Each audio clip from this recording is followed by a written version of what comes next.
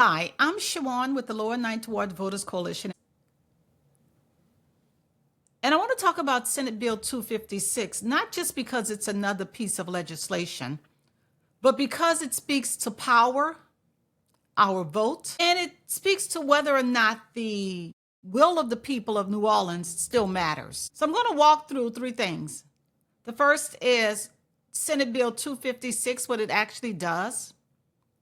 Second, we're going to talk about what the Louisiana Constitution says about those offices that are included in Senate Bill 256. And finally, we're going to talk about what that bill really means for all of us. So let's get started. So according to the language of Senate Bill 256, it claims that right now in Louisiana, Orleans Parish has two separate clerks of court offices. In particular, it has a civil district clerk of court and it has a criminal district clerk of court. Senate Bill 256 proposes to combine those two offices into one single clerk of court. Now, on the surface, you may say that's efficiency, but let's take a closer look at what it actually is. The bill seeks to create a consolidated office. It allows control over that office for staffing in a transition. It uses public funds to restructure the system, and it takes effect immediately once the governor signs it. In fact, the bill is slated to be heard on the House floor this week and signed by the governor prior to the recently elected criminal clerk of court before he can be sworn in. And according to law, that swearing in by clerk of courts, civil and criminal, is scheduled to happen the first Monday in May after the election. And remember, we just had an election last November. The criminal clerk of court had a runoff and that election was finalized. So the swearing in should happen May 4, 2026. But again, this bill is slated to be pushed through the House of Representatives and also to the governor so it can become law prior to May 4th, 2024, so that the newly elected criminal clerk of court will not be sworn in. And supporters say that this is simply a consolidation of both offices. And to be clear, this is not a consolidation. What this is a conversion of an elected office or the conversion of elected offices into something controlled by the legislature without a vote of the people. Now, let's see what the Constitution says about this office of clerk of court. In particular, Article 5, Section 28 of the Louisiana Constitution says that clerks of court must be elected. Now, remember, again, we had an election in the fall of 2025, and we elected a civil clerk of court. She was elected unopposed, so her new term will begin May of 2026. And we elected a new criminal clerk of court, and his term is slated to begin again May 2026. The law also says that these elected officials or the officers of those offices, they serve a defined term. It's a 4-year term, and that particular office, along with others, they are authorized through the Constitution. The Constitution created the clerk of court's office. Now, let's go further to Article 5, Section 32. And this speaks directly to offices that were created pertaining to Orleans Parish. In particular, the Constitution explicitly recognizes a civil clerk of court and a criminal clerk of court. So it's not a suggestion, it's not implied, but those offices are recognized in the Constitution of Louisiana. And the people vote because there should be an election. as to who filled those offices. So let's talk about what Senate Bill 256 really does. So it eliminates a constitutional recognized office. It disregards the election that happened last fall. It allows the legislature to determine who holds the power of a clerk of court in the parish of Orleans. And remember, we elected two individuals.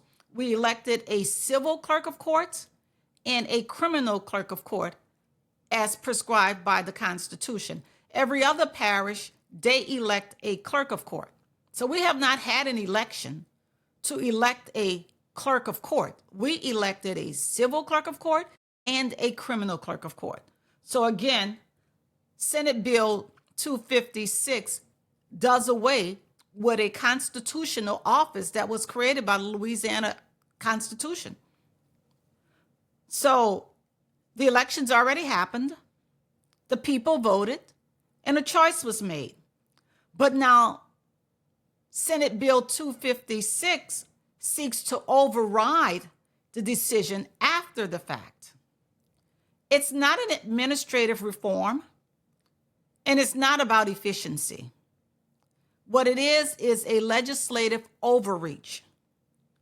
Because in democracy, the legislatures write the law. The people choose the leaders. And when those lines are crossed, we are no longer strengthening democracy. In fact, what we're doing is we're weakening democracy.